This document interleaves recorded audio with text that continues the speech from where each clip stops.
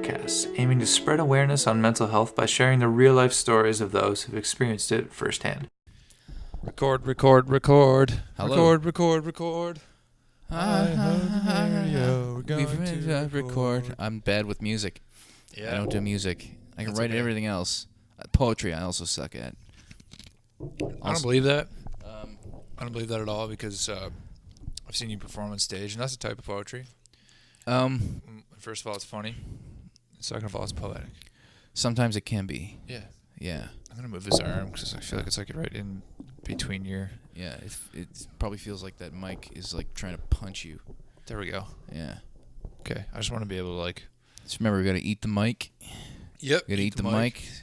No wiser credo has been developed for the open micer or the comedian. Eat the mic. Or the beat poet. Talk about poetry. Eat the mic. Eat the mic, man. Eat the mic. What's going on there, Matt? Matt the host. Matt the host with the most. Matt had Coach the most. Burke. I'm sorry, Coach Burke. I literally just called myself Hat. Hat Burke. Hat with the most. Hat with the most. Matt with the host. The host, Matt, is here today, and Sherlock is here. Sherlock is also here. I think he is a returning favorite of the show, is he not? Yes. Yes. He was. So this is Margie's cat. Yeah. Margie's a past guest Who has unfortunately passed away. Yeah, and he loves this wire. Yeah, anyway. Yeah. Now he's living here. And so he gets kind of a sequel appearance on the Mattys Mental Health Podcast. Is that what this is called? Yes, the Mattys Mental Health Podcast. Excellent. Yes. So I was not deceived in the run-up to what this show would be. No, motherfucker. This is a roast. This is a roast, bitch. Yeah. Sit down, strap in. Yeah. All right. Funny if like 7 more people showed up. We just had like an official roast. They might. Yeah. I've gotten visitors on podcasts before here. Really? During the Ryan and Dave. Oh, he might be messing up your works there. Sherlock, come on, buddy. Come here. Hey, come over here. Come here, bud. Come here. Talking to the mic. You want to say something? Oh, Sherlock. No, I was talking to Sherlock. Yeah. Well, where do we begin? First of all, fuck Ryan. Yeah, fuck that. This cat is like the showman. Look at him. He's like, yeah, oh, no, he's done. He's good. Look at him. Yeah, he had his run, and now he's like, fuck that. Fuck that. I'm gonna lay down on the rug. Those who can't see this right now, Sherlock is the size of 2 raccoons. Yeah. He's a large boy. Looks like a albino or like a baby polar bear mixed with a raccoon. Got the raccoon on the tail. He's a trash panda polar bear. Yeah. Yeah. Albino trash panda. Well, I actually have an albino friend, Brenley, and he was over here once, and Dave was here too, and he said the Sherlock reminded him of Brenley, and we all had a good laugh. He didn't, but we did. Is Brenley doing okay? Brenley's doing great. Yeah? I think we're set to do a podcast of our own tomorrow for the return of the Ryan and Dave Show movie review podcast. Shout out to the show. Yeah. So, that'll be fun. We're going to do The Irishman. So, we'll see how that goes. I think that's a good movie. I'm pretty sure I've seen it, but I kind of forget it. Oh, The Irishman. No, it's just coming out. Oh. You might be thinking of Kill the Irishman. Probably. Which was a gangster movie from like 2010 or so. Yes, that's what I'm thinking of. Which was a good movie too. Yeah. Yeah. So that will be fun. Shout out to what's it called again? The Ryan and Dave Show. The Ryan and Dave Show. Yeah, we racked our brains a long time to come up with the perfect title. The Dave and Ryan. No. And like, fuck, yeah, I know, the right? Ryan and Dave. Yes. There it is. Yeah. There. We struck gold, and we kept it. The movie review show. Movie review show. Hasn't been on for a while. Dave's been busy. But we're hoping to get back into it a little more regularly going forward. Well, we'll see. Yeah. So we have a good time with that. Awesome, man. Well, yeah. Definitely check that out. So came here today. I came here today to your beautiful nest. talk to you Yes. about mental health. I don't really know your story. I know a little bit about some things you've been through. I knew Margie, Mm-hmm. um, through comedy, and we did podcasts and hung out together. And I've met Sherlock. Mm-hmm. But yeah, man, just jump right into it if you want. Yeah, I'm not quite sure where I should start, but I guess I'll just generally say that I've been dealing with anxiety and depression pretty much since my teens. Like childhood was great, and then once you get all those hormones going and stuff, and then your mind starts developing, things started misfiring, I guess. So it was always kind of like that, and I guess my first indication that something was really wrong was like I've always been kind of shy and stuff, and during high school, but I didn't really think much of it. Like I hear all the time that you'll grow out of it and whatever. So Yeah. I just kind of chalked it up to that. But in the last year of high school, and I'd been doing pretty good grades up to that point, like getting 70s, 80s, sometimes 90s, because I was applying myself kind of. Yeah. But the 12th, I saw like life looming, and I just kind of retreated and like felt this despair over like real life, because when you're in high school, you get structure, everything's kind of taken care of for you, so it's like I didn't have to worry that much because I was I don't know if spoil's the right word, but like I was given a lot of advantages, so I didn't have a lot to worry about. But when life was coming up, I'm like, oh shit, I gotta do this on my own. I realized like I felt like a piece of shit I didn't have any coping skills or like life skills or anything like that. And there's various reasons for that, and we can kind of lay blame to others, myself included, for that. But anyway, so I saw that, I'm like got really depressed, and like I just stopped trying. So I kind of did like a little sociological experiment on myself in my final year of high school, where I just decided not to apply myself and see how far I got, because I didn't give a fuck at that point, because I didn't think I was going to be living that much longer. Like I figured this was going to get very bad. Like it's like I feel like depressed all the time now and stuff, but I have this structure and whatever. But when I'm at a high school and certain expectations are put on me and stuff, I'm going to crack, and this is going to go south very fast. So I'm like, since it doesn't matter, let's see, just as an experiment, what I'm good at in school and what I suck at. And it turns out I suck at chemistry. But I did remember that potassium is K, which we did before the show. I remembered that from the periodic table. Nice. But I still don't know what the fuck a mole is.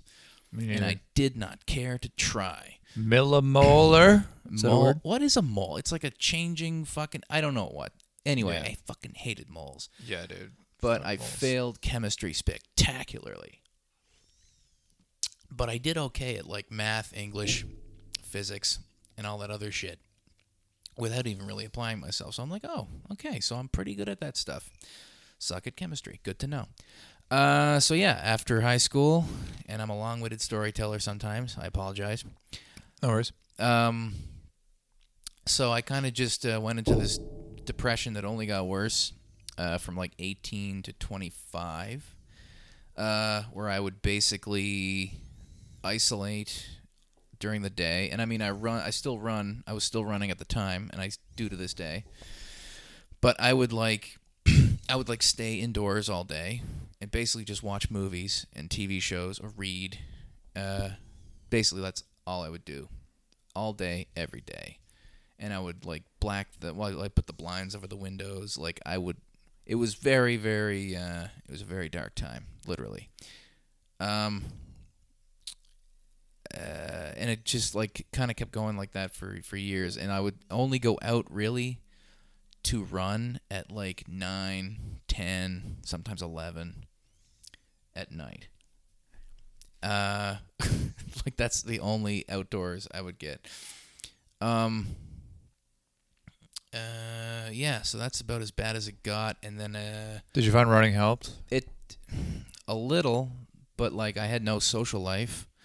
I had certainly had no girlfriend, nothing, like no fucking social life whatsoever. I guess the only social interaction I had with people is anybody coming to visit the apartment or whatever, to visit my parents or whatever, Not me. I was just there. Right. And oftentimes I'd be so uncomfortable because I knew how fucking pathetic I was. So I was just like, I'd find any excuse to like just go back upstairs and let them visit and whatever. So yeah, not a great time. And there were some things with my mother who I was living with at the time, and she was not. I think she was undiagnosed bipolar. I'm pretty sure. She never actually got an assessment done, but that's my thought, because one day she would be like the sweetest person ever, and the next day she would be the fucking devil. And like you never knew what you were going to get from day to day, and it was just kind of exhausting. And when she was at her worst, she like contributed to making me feel like a piece of shit and fucking, you lazy fuck, get a job, blah blah blah. It's like, how can I be employable if I don't like believe in myself or anything like that? Anyway, anybody who goes through depression, they know that it's not just feeling sad or whatever. It's like it's in your bones. You feel numb. You don't care. You are sad, but it's just like, I don't know. It's just this helpless sadness and anger. It's not even directed at anybody. It's just, well, actually, it was directed at myself. So I guess that's not true. You do direct it inwardly. Yeah, I was very angry, very just, pure despair. So yeah, and then it came to a head kind of when I was 25, because that's when my dad died, and he was kind of the one who was keeping me on an even keel. Like I probably would have done something beforehand if it was just me and my mother, but he was like kind of like a rock, one of those old-fashioned, fucking strong guys who just, sucked it up and didn't fucking, didn't complain, even though he had like 2 or 3 like big heart attacks in his life. Really? And he kept working, and he didn't complain about it. Whereas my mother, who also was a really hard worker, but would make you like, would let you know about it. I work so hard, blah blah blah blah blah blah. And she did, but when she just did that so she could have ammo to fucking beat you down with, it was like, well, what good is that if you're being like that to someone? Anyway, so yeah, so he died, and then she got much worse. I got much worse. It was not gonna end well, and eventually she lost the apartment because I wasn't contributing. Obviously, I was kind of useless to everybody. Living upstairs, and she had to leave, and she got herself a senior's apartment. And my aunt, who was living with us at the time too, who had some learning disabilities and stuff like that, she had a rough time of it too. Yeah, poor me, blah blah blah. I think she got it much worse than me, but she got taken care of because she got to go to Smith Lodge, which is like a group home. Actually not that far from here. It's like just right around the corner, actually. I don't visit her as much as I should, but anyway, that's another story.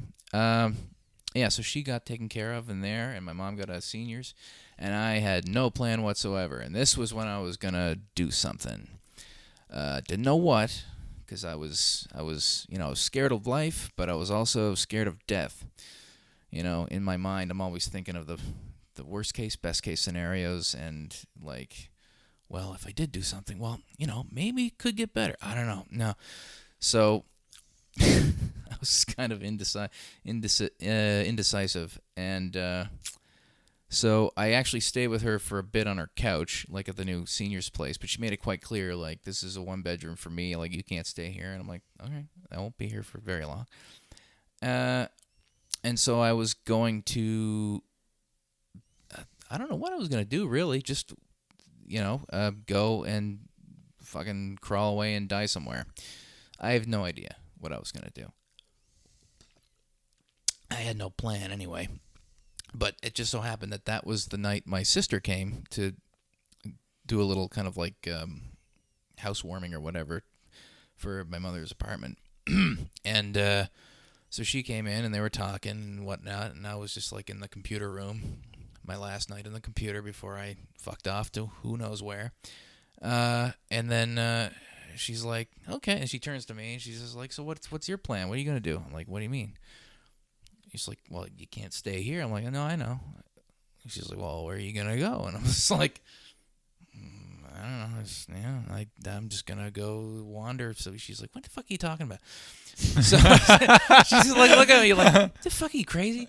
I'm like, well, I guess I was a little bit, yeah. I mean, yes, I was crazy, in my own way. But she's like, no, come on. And then she kind of realized all at once, because I don't think anybody in my family really knew how bad it was. I think they all thought what I'm sure my parents were projecting to people, which was, oh, he's just a lazy, just, he just doesn't want to, whatever. He needs tough love. He needs to whatever like that. But no, it's like, and they were just like, they'd always like say I was lazy when it came to like jobs and work and stuff. It was not that. It was because it's for some reason she couldn't understand, like, it's like, if you don't have a job and money, you can't survive. I'm like, well, that's the fucking point. Like, I don't care about surviving. Like, it's not, like, I don't see a future for myself. Like, she never got that, like, because she's worked hard her whole life and she's just focused on that because it's what you had to do, and that's true. And I completely respect that. But like, when you're at that point where you don't give a fuck if you go on, what's the point of working? What's the point of doing anything? So yeah, it's much deeper than just surviving. Like, she just always had to survive, so she doesn't know anything else. Just that's all she's thinking about. Yeah, and she got a certain amount of pride in that. I understand that. Yeah. But it's like, I never got any pride out of it, or at least nothing that would give me meaning or anything, so I didn't see any upside, right? My thought of it was I would just get a job I fucking hate, and it would drive me to kill myself sooner. Yeah, I'm just gonna like do some shit I hate all day, so I can go home and just do the same shit that I'm already doing, which is be sad and then pay the bills. Yeah. So I'm just mindlessly working on something I hate to pay the bills. Basically, like, why am I wasting society's time, kind of thing. So anyway, so the plan was generally, I guess, at some point when it got bad enough, I would have the courage to do something.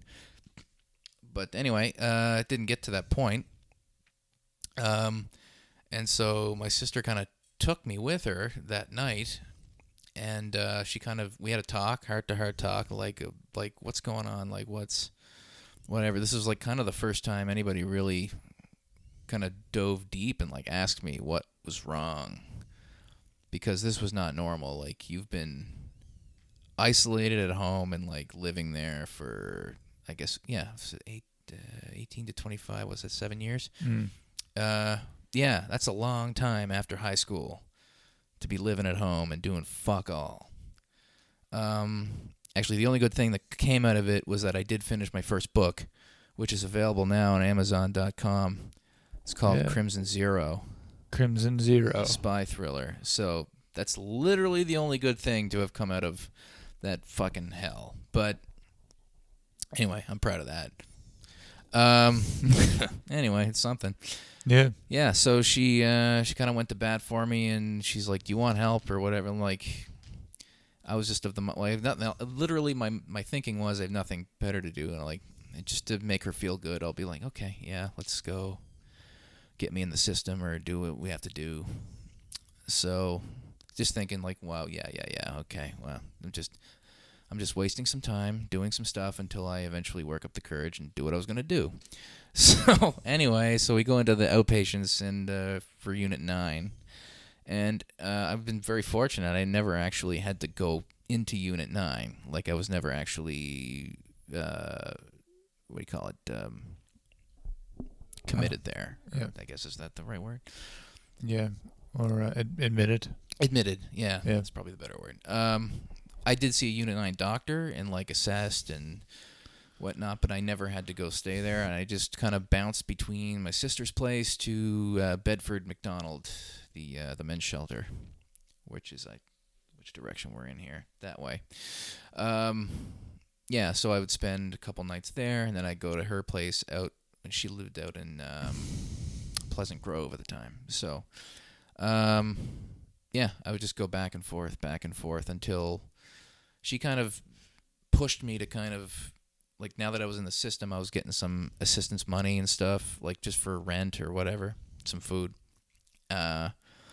So she was pushing me to, like, get a temporary apartment or whatever, just like somewhere to stay, somewhere cheap. And so I was phoning around, just like, whatever. Okay, this is a waste of time. It's like, I appreciate what she's doing, but this is going to run its course at some point. And anyway, she ended up finding me a place it's kind of like a basement. It was a basement apartment in the Corrigan home, which is this old folks' home out in, what's the community? Where's Quiznos? The community there? Is that Parkdale? Sherwood. Sherwood, yeah. So it's like in that area. And they gave it to me for a reasonable price of like $350 or something like that. And Wow. it was, so social assistance kind of took care of that. And they gave me a little money for like food, just basic stuff. And I got a worker and stuff. And eventually, through them, I hooked up with the Fitzroy Centre, which is the mental health rehabilitation, psychosocial rehabilitation program. Which is like rehabilitation through work, where you work side by side with staff as a member, and like it's not like a client therapeutic environment. It's not a drop-in center, that kind of thing that you typically think of with mental health programs or whatever. Like, you don't go in for an art day or whatever the fuck. Like, apparently they do that in like Hillsborough Hospital, but like this place is very much designed to be, for lack of a better term, normal, so you can kind of just get your feet under you, like get some work experience. And the great part of it is that you do it at your own pace. You do as much as you want. It's basically all volunteer. You don't get paid, but you can learn new skills if you haven't really done anything before, and a lot of people with mental illness haven't. Like, I've picked up some skills over the years. I'm not like inexperienced in a lot of things, but I had holes in my game.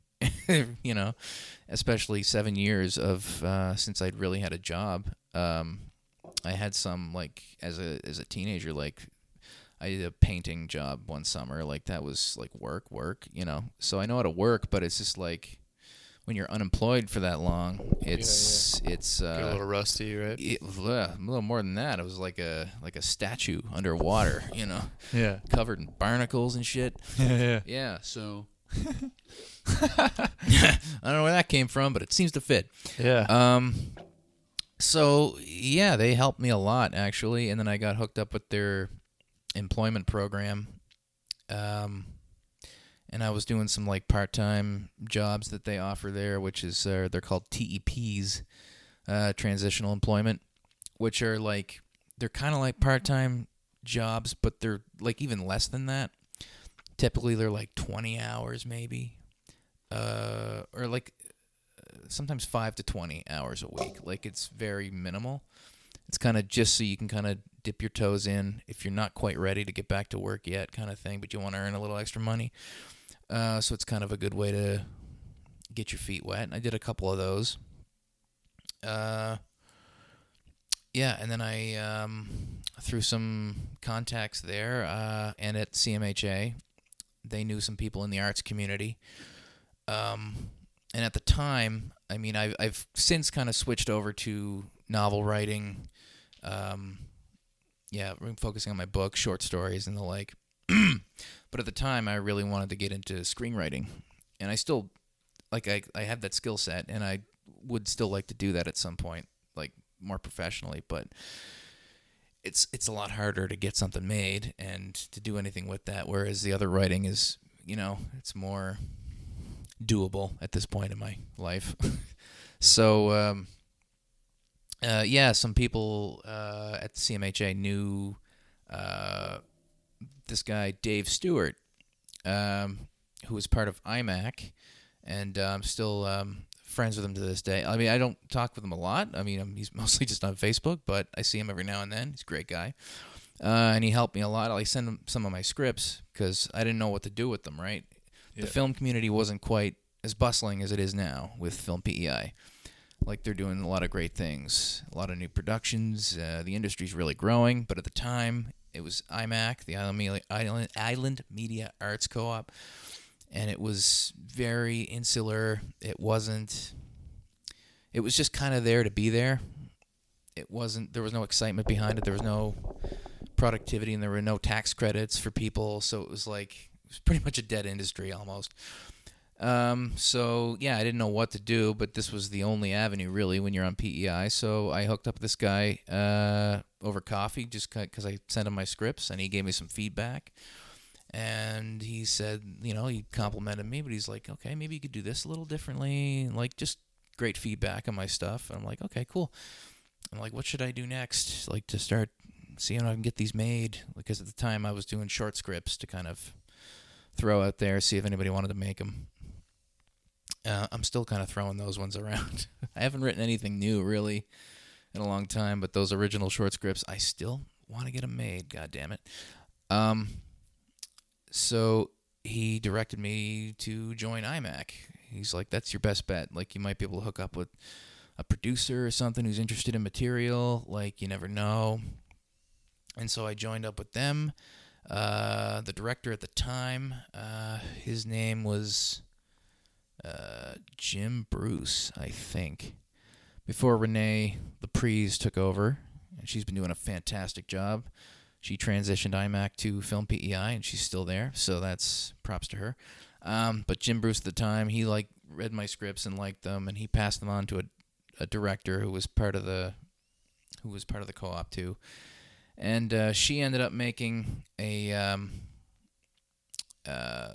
making one of the films, but she wasn't terribly experienced, and she didn't know how to edit, or she didn't have the money to finish it or whatever. So as far as I know, that movie's still in the can, but that was how I kind of got hooked up with iMac. And from there, I just met more people, networked, did... I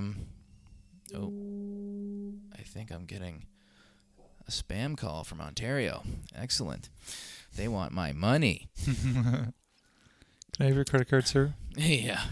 Can we have your number just to make sure that you're safe, sir? Yeah,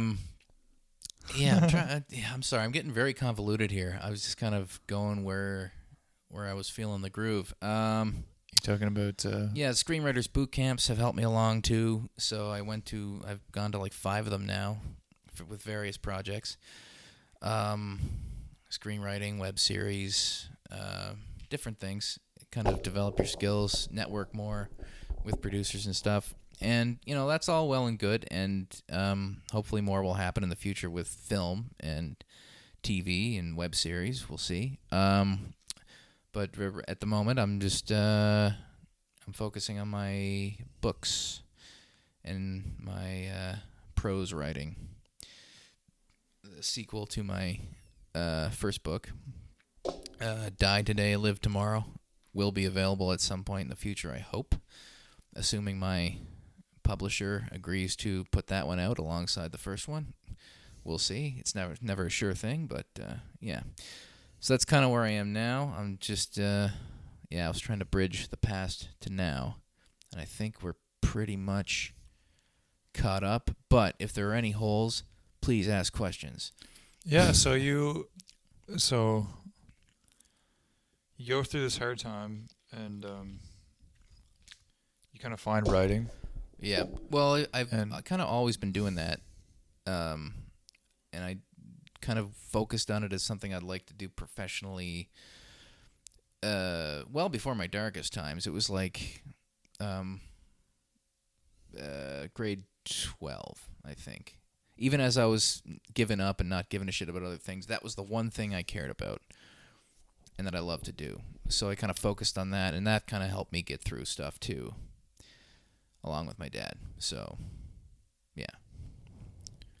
So it sounds like the system really helped you. It did, yeah. I have no complaints, really. Okay, for the housing thing. So I was in the... This is what we talk about when we mean holes in the story.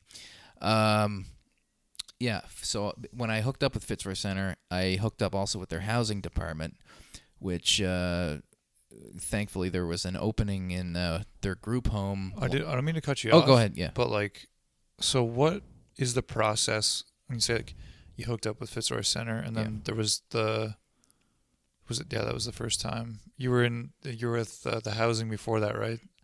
I was in just in that apartment. Okay. Yeah. Did you say that you were getting assistance for your housing too and food? For the rent and for food, yeah. Like just basic assistance, yeah. So what's that through? Just the government of PEI or social assistance. Okay. I think, yeah. What was the process like going through that? I'm just thinking for like people that may be going through something similar that want to go through the system or whatever. Let's see, the problem with that is like I understand that a lot of people have had difficulties, and I think it's probably because I was lucky enough to have an advocate like my sister who was very like aggressive in a good way, and like will fight for shit that she believes in and people she believes in. And so she kind of really spearheaded that. Like I wasn't going to do that on my own. Yeah. But she's like I can't remember exactly the process, but she kind of pushed me and then like took care of a lot of it, like phoned them and like okay, so what does that mean? Like on the phone with them, like okay, he's doing this and blah blah blah. So who do I talk to blah blah blah? And she was able to kind of go through that morass. That's a good word. That sea of government. Yeah, the sea of government bureaucracy that a lot of people run up against. Yes. So I never really had to deal with that, and I'm sensitive to that because I understand. Like my story is more fortunate because I had someone like that, but a lot of people don't, and they run up against these walls and they get referred and blah blah blah. Yeah, man. And they're in a place like I was where it's like you're not gonna fight for me. Well, I'm not gonna fight for me. Yeah, it's like it's probably like hard enough to fight to just get out of bed, and let alone like fight some fucking system where like someone's telling you like, oh, you got to call back Thursday and like talk to this person, and then they will email you within a day or two, or like all this stuff, right? And it's like hard to get through it all, I guess. Like I still have trouble when there's stuff I have to do. And I'm still hooked up with them. Like I still have a worker there who kind of oversees my case because I'm still in the system for mental health reasons, and so they're still kind of there in the background somewhere.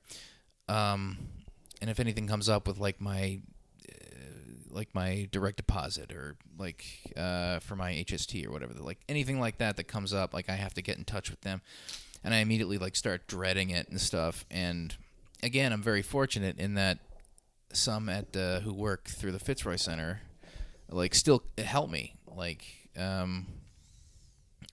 Becky Kelly, who works at Longworth House, which is the group home that I ended up in after the old folks home apartment.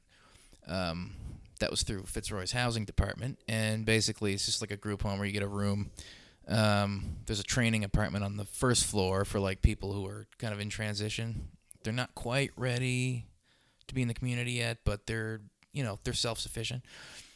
And I did a stint in there later on, like when I was going through these steps to get like where I am right now in this place.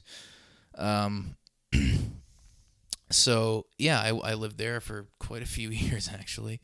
So that I probably should have moved out sooner, but the vacancy issues in Charlottetown doesn't make that easy. So yeah, I kind of had to wait a while for something to open up. But I was lucky to get this place. A lot of people are still kind of struggling to find housing. Yeah. Again, very fortunate. So, I've kind of just accidentally stumbled into some good fortune on my journey. So I have no complaints about the system, but I understand it's not there for everybody. Mm-hmm. And so I wouldn't presume to say, like, what are you talking about? Well, I got what I need. Like, I did, maybe I was just at the right place, right time, or with the right people. Yeah. Yeah. It's probably a little bit of that, but yeah, I think like the message for people going through all of it would be to don't lose hope, and like hopefully if you have someone supporting you that can help you out, I'm sure that would be very helpful. Yeah, I'm very fortunate. I have a lot of advocates, and I don't speak to my sister much, not for any a strange reason. Just she's got her life elsewhere, and I'm okay now, so she doesn't have to be there, to make sure I'm okay or whatever. So I see her every once in a while, and it's always great to catch up. Yeah. Yeah, I'm trying to see if anything is missing. I don't know. You got any more questions? Yeah. So like, so you move out. 25, you start finding housing, and then over the next couple of years, you're kind of in and out of different housing spots, and you start getting experience at the Fitzroy Centre. Yeah. With work. I guess I'm curious, like, at what point did you just go to counseling, and at like what point did you start to like feel better? Right. From the starting point. Yeah, I did do counseling. It's weird. I never actually had a psychiatrist. I had to have one evaluate me, and I met this, he's Dr. Cronin. I don't know if I should be name dropping people. Yeah, maybe I'll put a rubber ducky sound over that. Doctor, he did an assessment of me for like 45 minutes. And just like asked me questions and stuff, and by the end of it, he kind of came up with a composite of what my diagnosis was, which was, if I remember this right, avoidant personality with social anxiety and depression. So I've had to deal, but I think it's probably more generalized anxiety because, I've kind of dealt with the social anxiety. I'm better with people now than I was before. Like, I had no confidence whatsoever. Like, I remember one time after I'd kind of hooked up with some people with iMac, and I learned about some of the like get-togethers they have, like just for people to meet people, networking events. And I would go to some of these, and I would be all up in my head like days before, and just like, oh my god, I gotta make an impression. Oh my god, look. You ever see the movie Adaptation with Nicolas Cage? I might have. It's where he plays the twin, the twin screenwriters. Oh, no, I missed that one. I gotta watch it. That sounds funny. It's fucking hysterical. But the opening scene is like this black screen, and you just hear Nicolas Cage, like, it's his voice in his mind, where he's just like, oh my god, what are we gonna do? I don't know what to do. I don't know what to do like that. And then it opens on him in a restaurant, and he's meeting with his agent because he's a screenwriter, and he's getting this assignment, and she's like just perfectly nice to him, and like, okay, we love your work, and blah blah blah blah blah. And he's just like, oh thanks, oh, that's great. And then in his mind, you'd see her like, it's like, oh my god, she's looking at my receding hairline. Oh my god, she's looking at it. Oh my god, she'll never. Oh my, you're such a loser, So I would have that in my head all the time, and it's still kind of there, but it's like through kind of exposure therapy. Like if you get around a lot of people, you can kind of overcome a lot of that. Mm-hmm. The anxiety's still there, but it's like the refrigerator hum now. Whereas before, it was kind of like people in the room just talking, and I can't focus. So I've been able to, through like exposure therapy, of like being around people in a way that I hadn't been for all those years of just isolating. That's probably part of it too. You're gonna get sick mentally if you're away from people. Yeah, 100%. For that long. Yeah. So yeah, it took me a long time to kind of find that level of confidence where I didn't immediately think that everyone I was talking to was judging me in some way. Like that paranoia was really extreme. And it's still kind of there occasionally. Like, it takes me a while to kind of open up to people and to kind of get comfortable. Like, if I meet... I don't know what your impression of me when you first met me, but, like, I might have been a little standoffish or just kind of awkward or whatever. And just kind of like, I don't know how I am. But it feels like I'm awkward. It feels like... And it's probably always going to be like that for me. Like, with people... Like, when I meet them for the first time, I kind of have to be around you a lot. And then I kind of get more comfortable. Yeah. So, yeah, it's kind of irritating that way because I wish I was kind of just more outgoing. Yeah. Like, right off the bat and, like, feeling comfortable. Yeah. And however I come across, maybe I do look like I am comfortable around people for the first time, but I assure you I am not. I'm putting up, like, a defensive screen. and I'm putting on like a show to distract from what I think are like insecurities and stuff like that. So, yeah. I forget where I started and where I was going with this. So, anyway. Therefore I am. And I think. Man, my first impression of you was when you did the Bill Clinton. That was your first time there. Yeah. So I don't know if we mentioned. Did we mention this at the first? Don't think so. You do stand-up comedy. Oh yeah, I do that. I eventually ran into that too. Yeah. So that's how like we met. Yeah. At the open mic. So this fell off. Sorry, guys.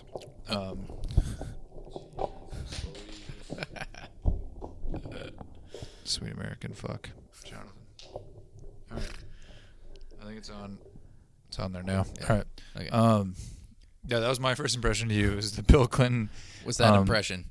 Impression. The first impression was Bill Clinton. Bill Clinton. Yeah. He was reading an erotic novel. Yeah. In Bill Clinton's voice, and I fucking was dying laughing. I think I have it here somewhere. Hold on. I'll do a little reading. Oh my god, this is gonna be hilarious.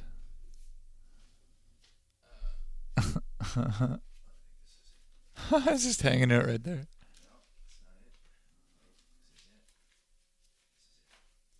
Okay. I have it handy. I don't know how well my voice translated there, but I have it handy whenever I need it. So, actually, someone requested this of me, Catherine, at our colleague, our esteemed colleague and comedian. Yes, our colleague, Catherine, yes. She's requested this as her birthday gift at some point in the future. I think February, she said. Buckle up, bitches. Buckle up. Okay, so this is kind of a taste of what he first saw. As Hilda's buttermilk bosoms squished up against his granite abs, Torolf almost had a dick aneurysm. Hilda, Torolf murmured thickly, his throbbing meat wand pressing against Hilda's warm thighs. There's a secret I need to tell you. You are my forbidden desire. So that's just a little taste of the brilliance of Sandra Hill. So we had a lot of fun that night. Meat wand. Meat wand. Oh, there's a bunch of other like lingo and words I never fucking heard before as euphemisms for genitalia. It's an amazing excerpt. If you guys can find it, it's called Rough and Ready by Sandra Hill.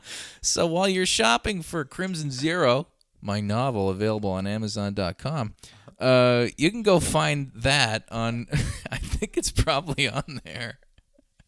You'd know it if you saw it. Yeah, to see further adventures of Hilda and Torolf. Yes. Was it called Rough and Ready? Rough and Ready. Some pristine literature there. Yeah, Sandra Hill. I love her because she gave me a great bit. So anyway, yeah. So I guess, do you want to get into how I got into that, or? Yeah, so that was my first impression of you. Okay. And then, yeah, that was hilarious. And, yeah, man, I don't think you come off awkward at first. But yeah, it's weird hearing that because it's like, it feels like I'm coming across a certain way. And so that's why I will, like, put more of an effort forward to kind of distract you with you know, quote unquote outgoing behavior or whatever. Like, I'm just trying to fill in that void because I hate uncomfortable silences. They make me feel like I don't know. I hate them, so I try to fill that space because if it's not being filled, it's being filled with judgment. Mm-hmm. So, or that's my perception, even though I know that's not true. That's kind of how anxiety works. It's irrational. And you just gotta kind of fight it. And I admit it would be easier to fight it if I were on some kind of medication, but I've been kind of fortunate in the fact that I've been able to kind of overcome a lot of my issues, like just through exposure therapy. of just doing things, being around people, and kind of just coping with it. Like, and running is a big part of it. If I didn't have that, I find that's a good. Like, I've heard that it's like exercise is like an antidepressant. Yeah. Yeah. And I think that's definitely true. If I didn't do that, I would be on drugs. Like medication. Yeah. Also, maybe coke. Yeah. I don't know. Well, listen. Whatever. Yeah. It's just medication. I'm just kidding. It's medication to some people. But, yeah. So I think that helps a lot. Yeah, but it would help. Some days, I know, like this time of year, I've noticed, like, I have the seasonal affective disorder. Yeah. I have the SAD. And I do notice it The gets wintertime the wintertime sad. blues.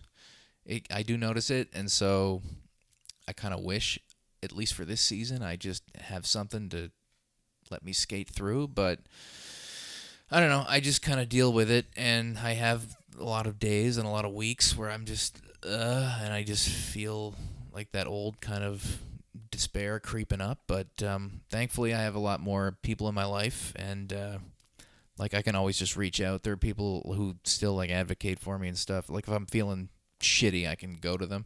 Right. So I have that recourse. So it kind of makes me feel a little more secure. Yeah. Yeah. So, yeah. I guess you just talked about it there, but my next question would be, like, things you do on a daily basis to maintain your mental health. So, like, running is a big one for you. Mm-hmm. And then also, like, I think, like, connections are huge, like having people. Yeah. Is there anything else? Like, well, I mean, a job that does help. Like, when you actually, like, because I'm fortunate now to have a gig where it utilizes my skills as a writer. Yeah. Where I write listings for real estate. And I guess I shouldn't name who it is. Just right. I'm not sure if that's supposed to be out there. Yeah. But yeah, I do that, and it does fill me with a certain amount of pride because I'm good at it. I think I don't have many complaints. Like, sometimes I'll have notes like, "Oh, we forgot that you need to mention this detail," or "Can we switch this up a little bit," or whatever like that. But generally, I'm good at doing it, and that makes all the difference. That's great. Like, and work does give you purpose if you have, a certain level of confidence. If you have, if you feel good about your life, if you're at least in a good place, not isolated, you can kind of see a future or conceive that it's not all going to be darkness and misery straight ahead, that you have things to look forward to. Like, you can lean into that stuff and take pride in it. And that was the difference between now and back then, when they were thinking I was just lazy and get a job. You're like, what the fuck? Like, all your brothers and sisters look how hard they work. I'm like, well, yeah, I know. And then, you feel shitty about it, but it's like, well, I don't really feel motivated to do anything about it because what's the point? Yes. Yeah. So, yeah, that does, give you a meaning, something to do.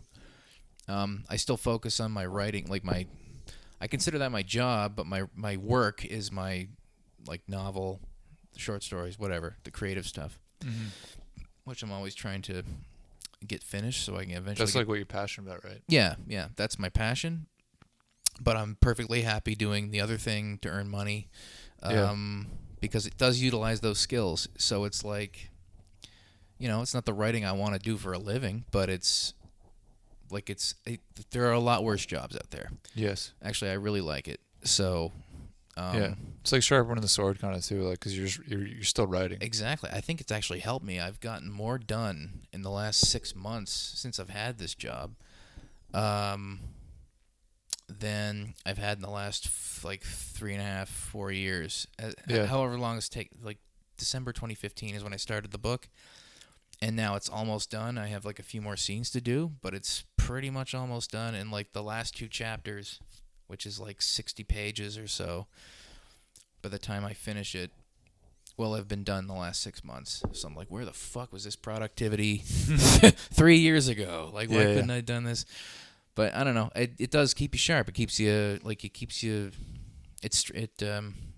like flexes those muscles and keeps them sharp. And yeah, it's funny too sometimes. Like when you're doing more, you end up getting like when you have less time to do things, you actually end up doing like getting more done. Yeah. Like if you just had all day to write, you might not get as much done. If you only had like 3 hours, it's like, okay, 3 hours, I got to write. I can attest to that because I haven't been employed for a long time. There was a lot of gaps in between there, even after I kind of sought help and got some temporary stuff. But so there were a lot of gaps in there, and oftentimes I would have the time, but it would be like guilty because, you got to have that sense of that you're kind of participating in society, like paying your way. Mm-hmm. Yeah. And it was hard to get into a frame of mind where I could confidently write and do that stuff and not think about, well, I'm doing all this, but like I'm not like contributing to society at large. Yeah. If I could just take care of that part, I can do this other thing a little more stress-free. And I think that's kind of what, for me in terms of my passion and what I want to do, that's how work can benefit your, not hobby, but how your job can benefit your career. I guess we can put it that way. Mm-hmm. Yeah. Yeah. Yeah, kind of like,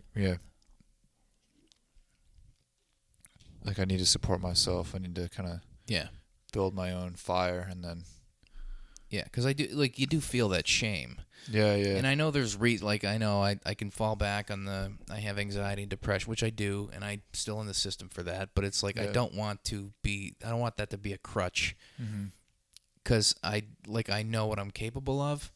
Yeah. And I think that's really what it is too. It's like, because inside yourself what you're capable of. It's like, although you're doing something you love, it's like I'm capable of so much more. Yeah. Because I mean, because you could be tempted to like romanticize. Well, I'm doing work. I'm doing my writing. But Stephen King, fucking before he hit it big, he was teaching for a living. Like he had a job and he had a family to take care of. So there's that too.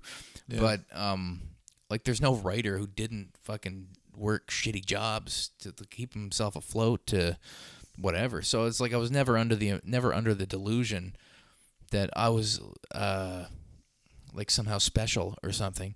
Mm-hmm. It was never about that. Like when I would talk about my writing to people in the family, like when I was at my worst, like they thought they would always say, my mother, because she didn't understand what depression could fucking do to you and make you feel like you're like, what's the point of living, kind of thing.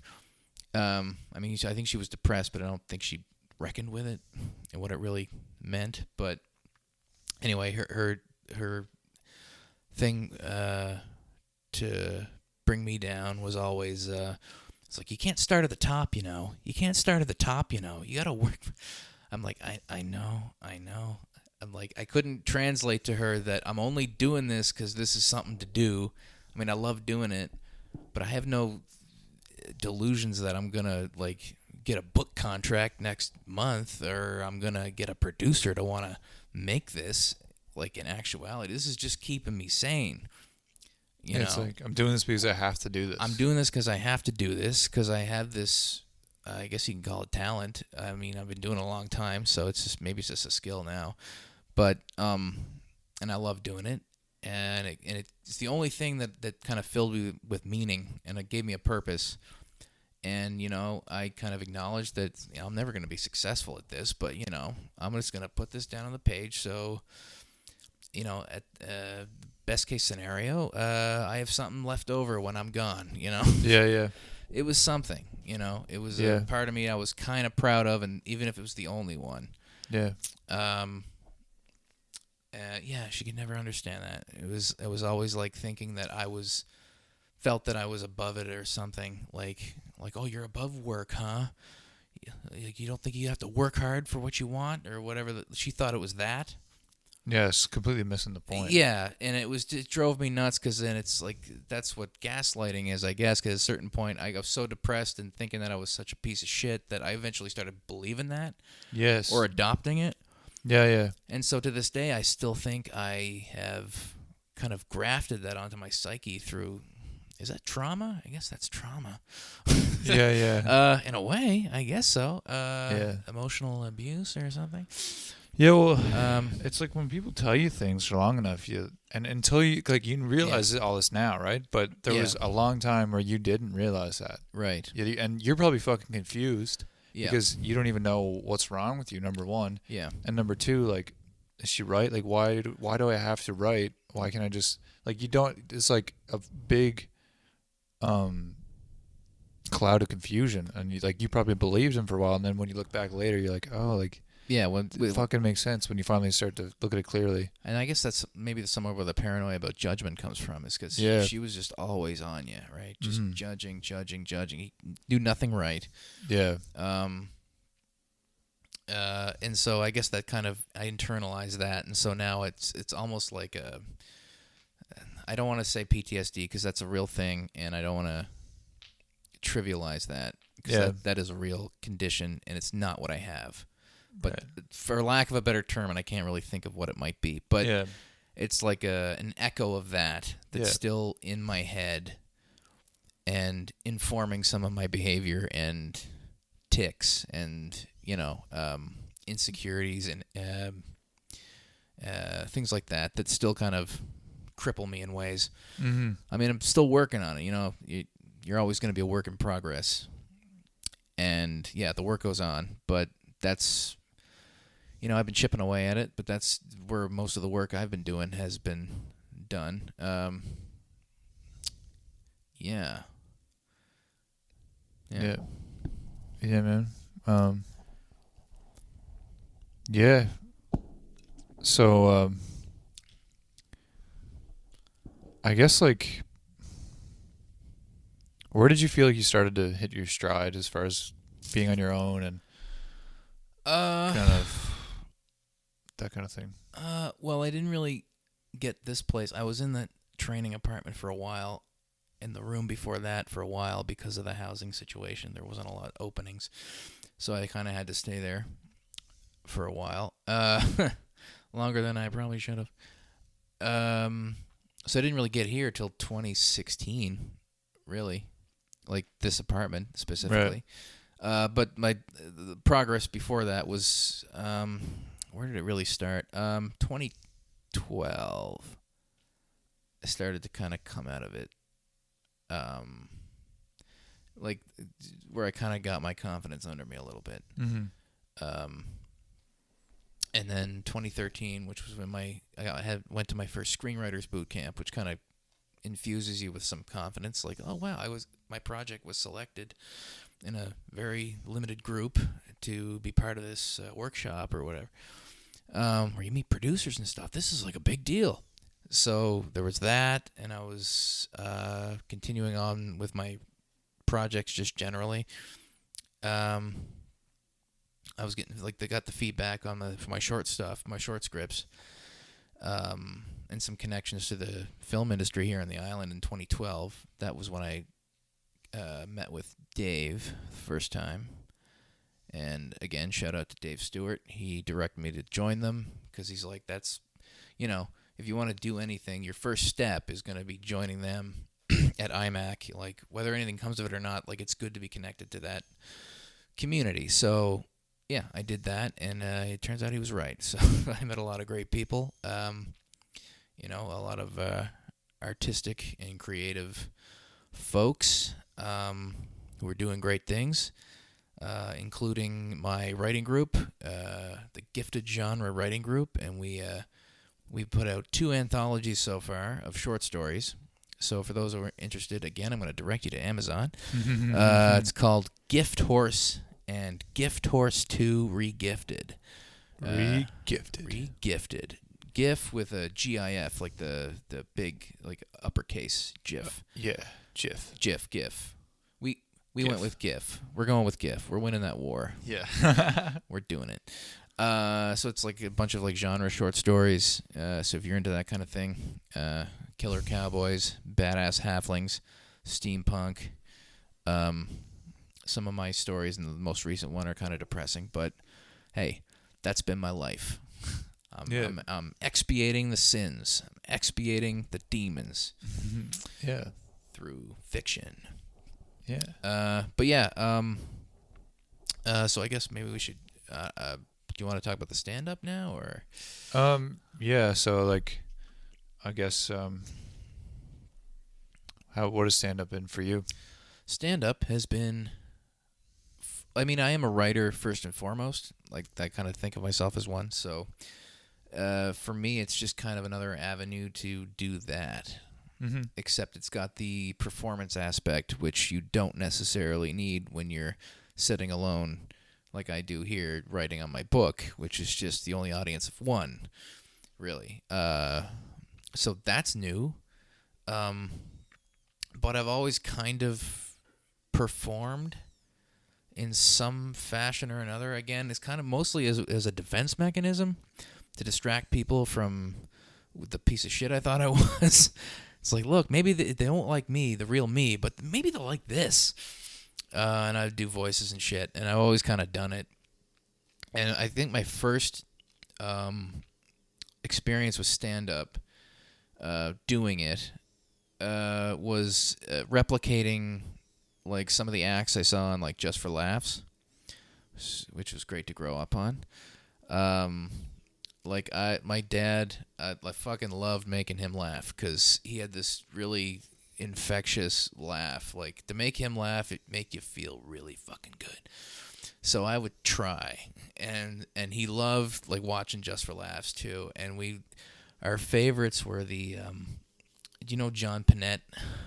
Sounds familiar. He was like the fat guy who talked about around the world in 80 buffets, and he would do all the different like ethnic foods. It's kind of politically incorrect to do it now. Like, I don't know how that would be received in this day and age, but he would do like how he would go up to the Chinese buffet and he would just keep going like 5 or 6 times, and like the owner would just get frustrated with him. I won't do it because it's in bad taste now, I guess. But he could fucking do it, and it was hilarious. Anyway, so I would do that for Dad, and I would just recite the whole act.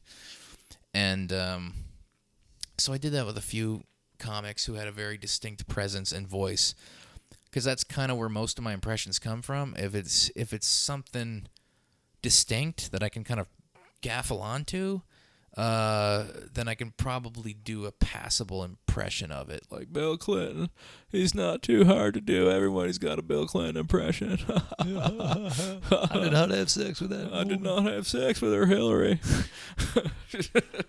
What do you mean the blue dress? I don't know what you're talking about. I was confused on the definition of sexual relations. She gave me a Quaalude. It was her fault. Why? What do you mean that's sexist? Anyway, she gave it to me. She did it to me. I'm the victim here. Do you know what the definition of is? Yeah. So I mean, just like voices like that, I can latch onto and find something in them. And one of my favorite things to do was, you a fan of Jim Brewer? Yeah. SNL alumni, and he was an impression guy too, and so he's kind of one of my patron saints of comedy, I guess, for what the kind of shit that I do. And he does the Goat Boy, and I mean, I have a bit where I do some goat shit, and I didn't intentionally borrow like his like, I didn't intentionally do his thing. Like, it's not the same act, but like, I do goat sounds, and I didn't intentionally take it from him. But then I look back, I'm like, oh yeah, I guess that is a homage. I'll take that. Yeah, that is a reference, I guess, to him, because he's like one of my heroes that way. So I will tip the hat to him. But he had this bit, and I don't know if I can do it to this day, but where he's talking about what happens in your stomach when you go out drinking. Like, he's talking about, he basically does all the characters as all the alcohol as characters of different ethnicities and like different backgrounds and shit. Yeah. Fuck, it was hysterical. He's like, you can mix up all the beer you want because they all know one another and they get along. You know, they come to the stomach and they're like, hey, stomach, man, it's just us beer here, you know. we just thought we'd come in, and hang out a bit. I mean, Budweiser and Coors and, Heineken. He's crazy, man. And then the stomach is like the bouncer at the bar, right? And he's like, okay, guys, you can come on in, but keep it down. You get 3 or 4 beers in there. It's all good. They're having a good time. Next thing you know, Scotch is walking along. Hey, stomach, I just brought a few of my pals around. They're just going to come in and bounce around today. He's just like, what? What are you saying? He's like, we're just going to come in here and bounce around, And he's like, I don't know, Scotch. You roughed up the place last time you were here. He's just like, come on, we're not gonna, come on, just let us in. He's like, all right, just come on in, but keep it down. And then the bit goes on, and then he introduces like sake. He's like, and then it's like, and then who shows up at the end of the night to ruin everything? Tequila. And tequila never shows up alone. No. There's always 8 or 9 of them lined up. Yeah, 100%. It's like, we won't start no trouble, man. We just came here to have a good time, man. We left the worm bag in the van. We won't bother anybody. And then he's describing how they all get in there and they all start fighting like a big bar fight. Because they're all gangs, basically. Yeah. Like the Scotch started some shit with the beer. And then at the end of the night, the stomach's just like, all right, everybody, get out. No, not that way. The way you came in. Let's go, hotshot. And then explains why you vomit your fucking guts out. And so that was like the most brilliant bit I've ever fucking heard. And it's still, to this day, might be my top 5. Like, just bits. And that's such a fucking good concept. Like, fuck, it's so brilliant, right? Yeah, and I'm like, it's just fucking art. That's perfect. Yeah. And I guess I kind of maybe took a cue from, like, introducing different voices to tell a story. Yeah. From that. So, yeah, I guess I would have to tip a nod to Jim Brewer a lot from some of my stuff. So, yeah. Man. Your stuff was great, and you kill impressions, as you can tell with that slight demonstration there. But kills me, man, every time. But I was gonna ask. I didn't get how we get started. I guess.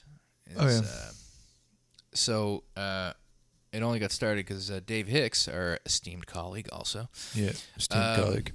Yep. He started this program through CMHA, Stand Up for Mental Health.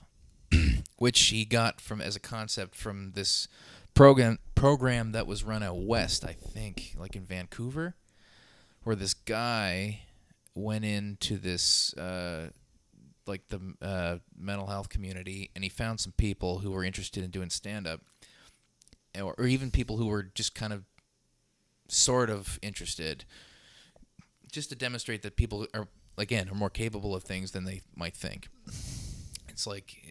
And so he got these guys together, and they did like training where they just kind of talked about comedy, like set up, punch, like what's the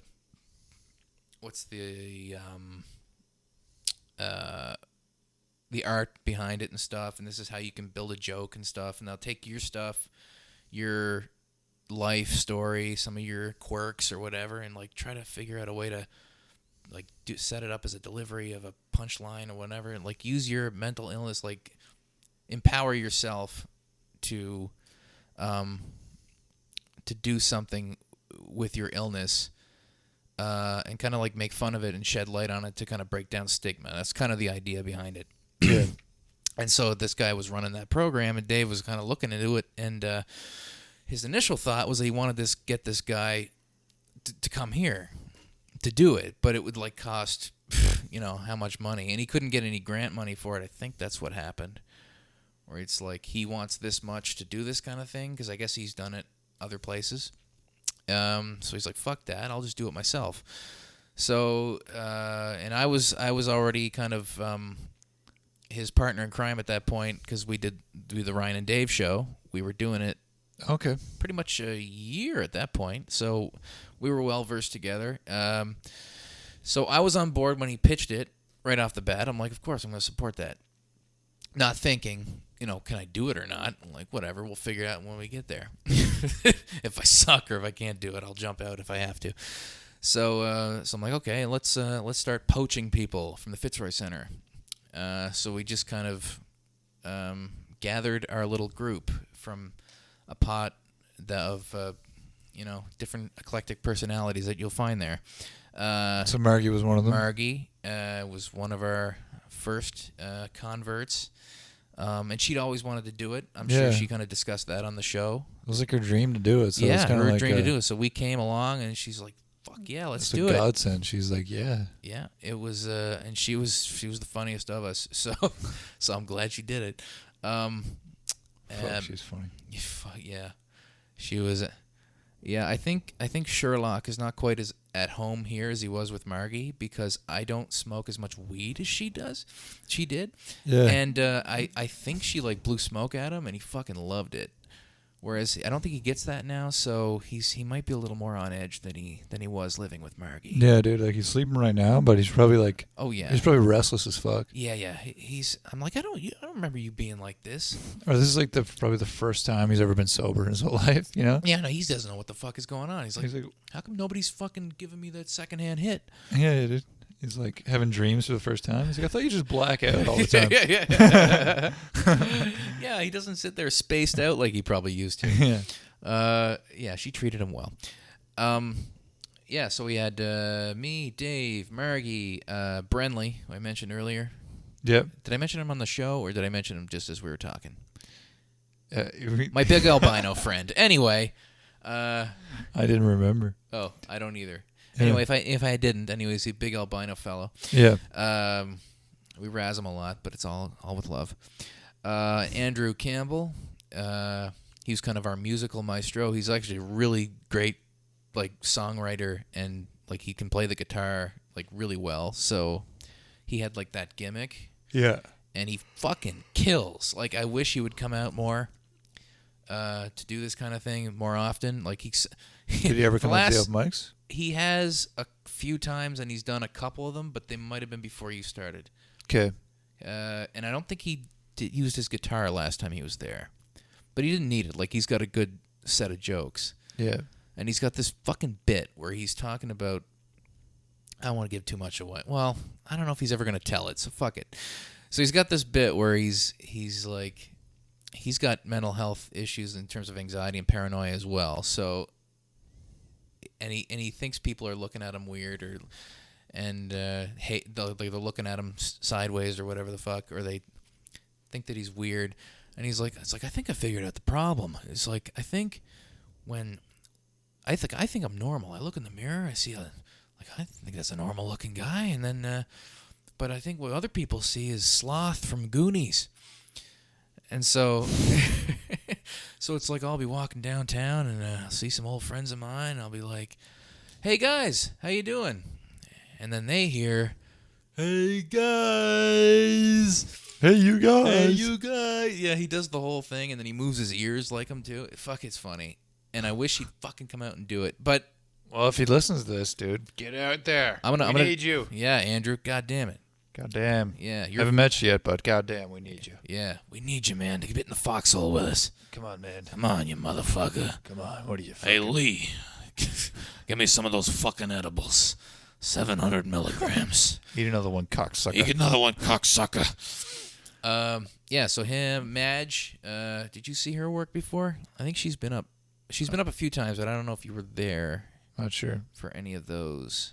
Maybe. One time it was great. She went to the open mic. She'd just gotten surgery, and she was still fucking high on Dilaudid. So she went up having a great time, and it was an amazing set. That's awesome. When someone's high as fuck, it's a whole other feeling.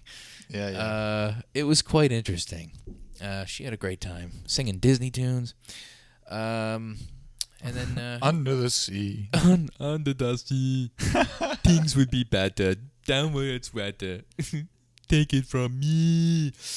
Was that all of our group? I think. Oh, Craig.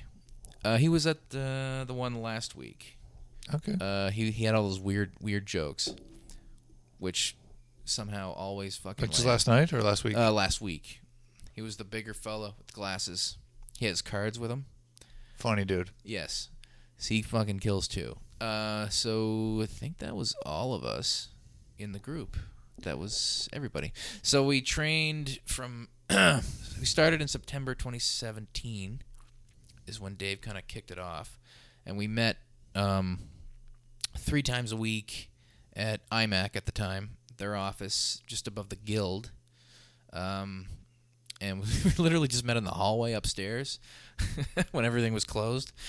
So it's kind of a ragtag fucking situation now that I think about it. But yeah, we were in the middle of the hallway and just had this little mic stand, like the shitty thing. And we couldn't be too loud because I think there were still people working in the building somewhere. So, you know, we had to keep it kind of down, which is hard for me because I had Gertrude to practice. And her voice is grating. So, yeah, we spent from September to the end of November is when our show was at the Guild. So that was the first official stand-up show we did. So from September to November, we basically just practiced 3 times a week. Whatever, getting our sets in order, like coming up with material, practicing, blah, blah, blah. And by the time we got to it, we figured out,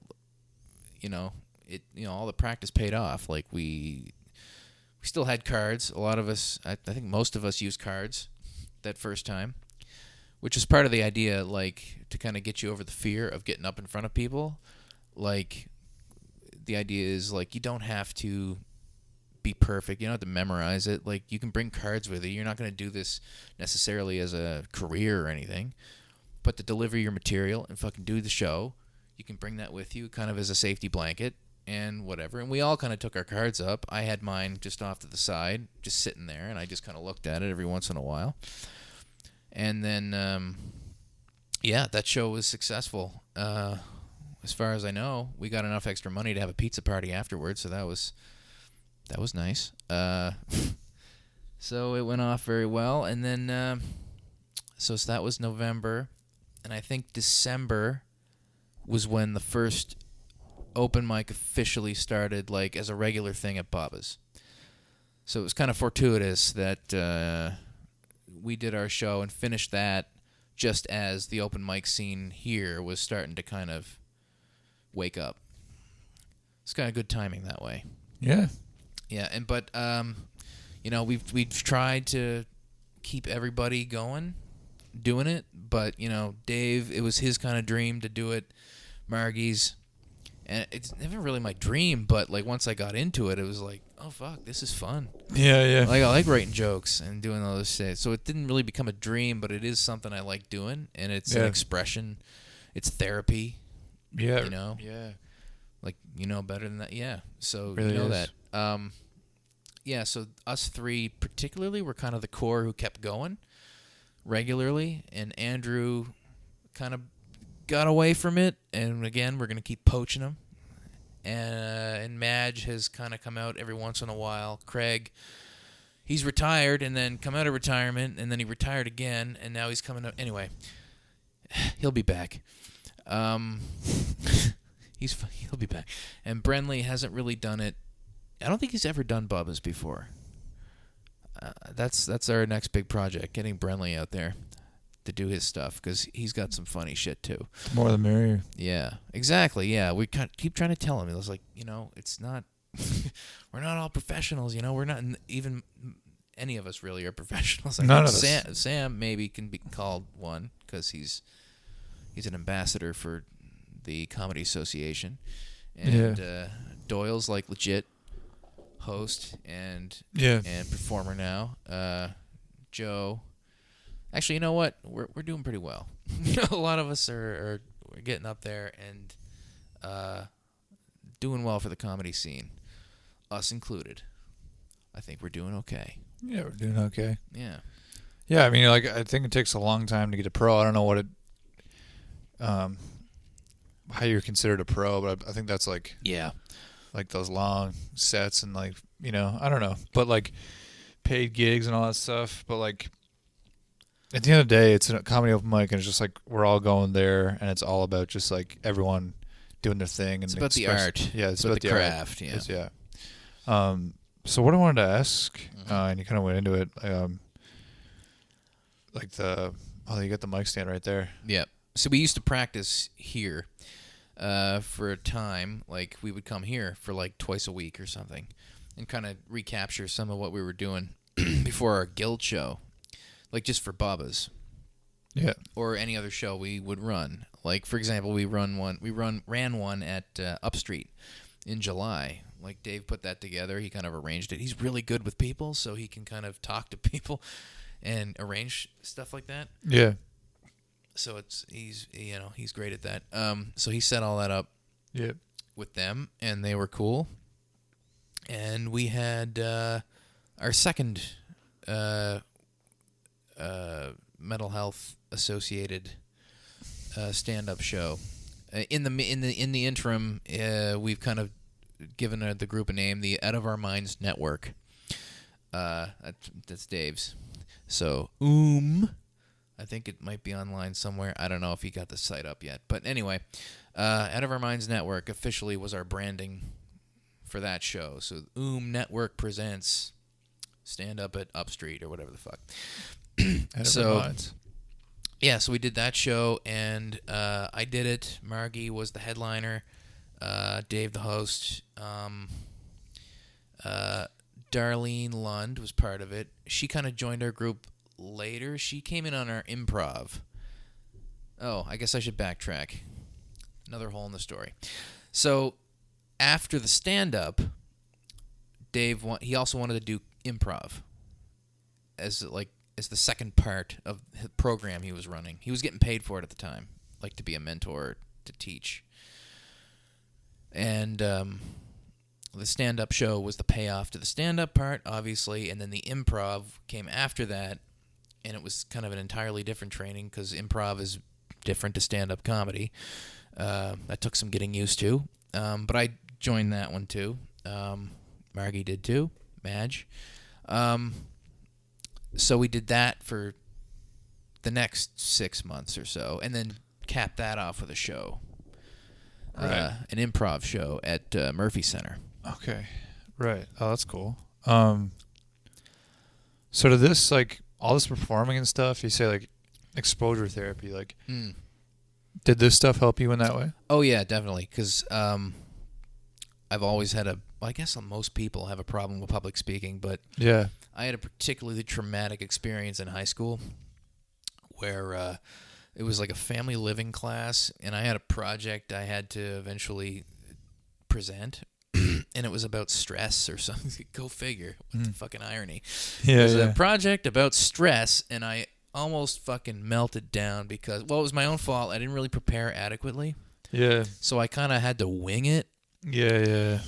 And so I was like, and like I mentioned, I was very shy and reserved in school and stuff. So to get up in front of people like that, I fucking hated it.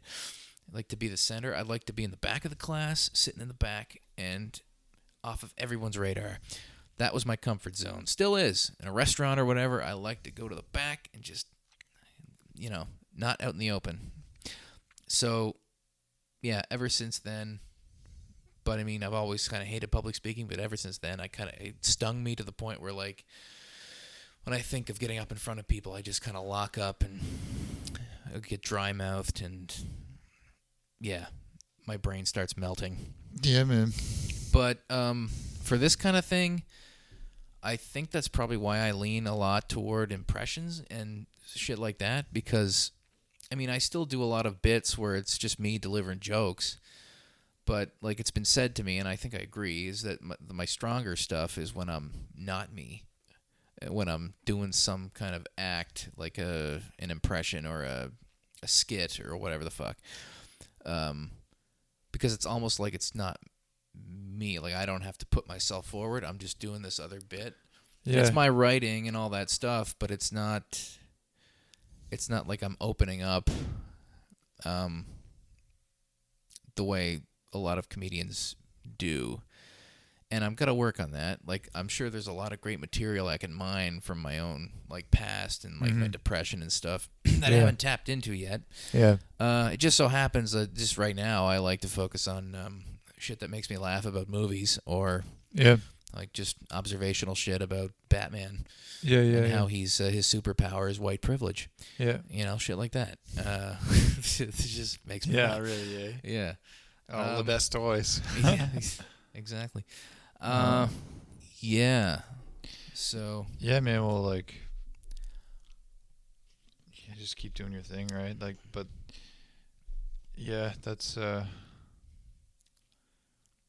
really does help though. Like, even like myself, like, I kind of got to the point in high school. I went from like polar opposites. Like, I went from a time like I used to like smoke a lot of weed, like every day, like at the beginning of high school. Smoke weed every day. Is that what you did? Yeah, I was listening to that song and so, and like my social anxiety was like through the roof. That helped you, did it? Like no, the weed did. The weed, it made it substantially worse. Oh wow. Okay. Yeah. So like, and it probably contributed. Is probably like half the reason why, because it's just you know, doing that every day. But like, I remember presenting in like 10th grade and being like just out of my mind. Like, just what you described, like it brought me back to that. I was like, just you know, at a 10 or like a 20. You know, you feel like the biggest piece of fucking dog shit. Yeah. Just standing there and everybody's just thinking it, or you think they're thinking it. And then you just like, you feel the burning, and then you're like, I want to crawl in a fucking hole and die right now. Yeah. Just didn't feel confident. I just lost social anxiety just in general, and then if I went from that and kind of like turned everything around, did a lot of, you know, a lot of other things happened. But like this 12th grade, I kind of like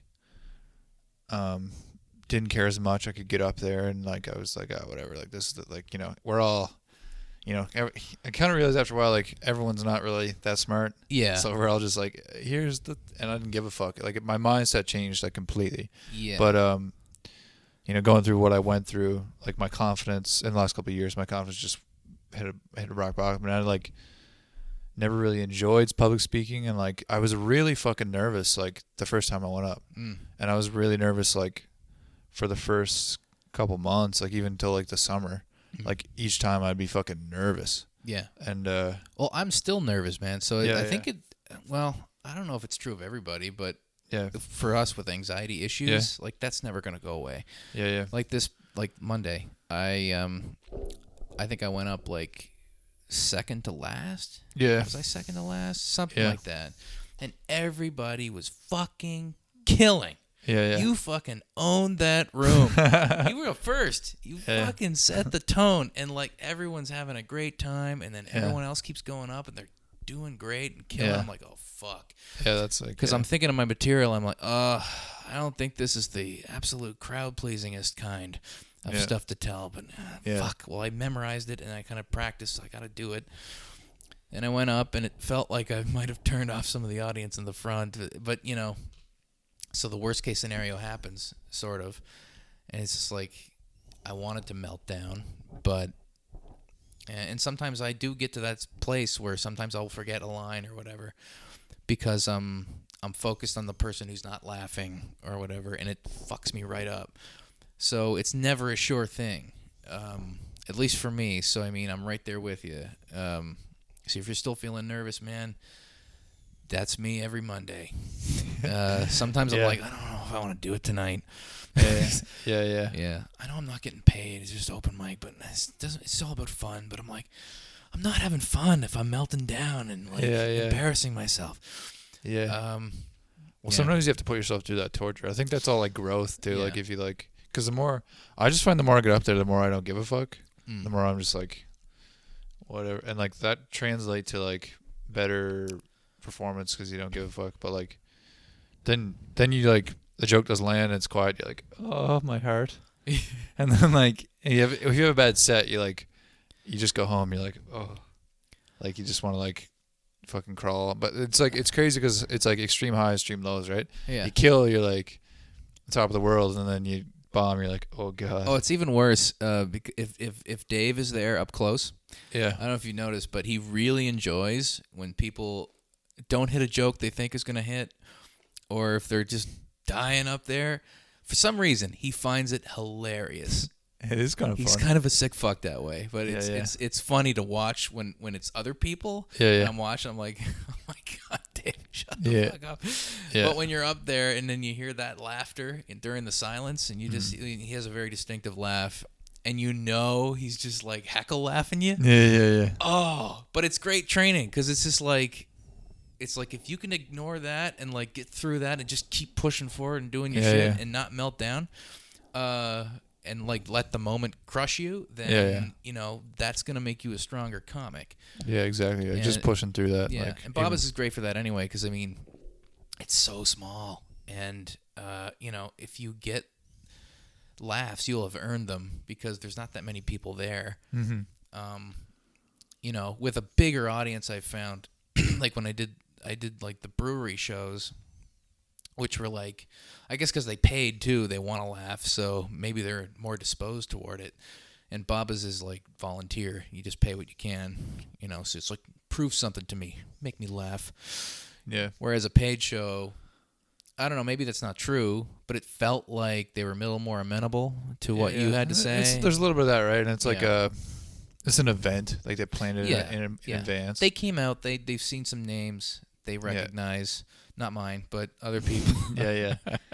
And like Monday, it's kind of like it's an open mic, and like they most of the time they've never been there before. They don't know what it's like, so they're always like, it's kind of like a new experience, and like just kind of figuring it out, I guess. Yeah. But yeah.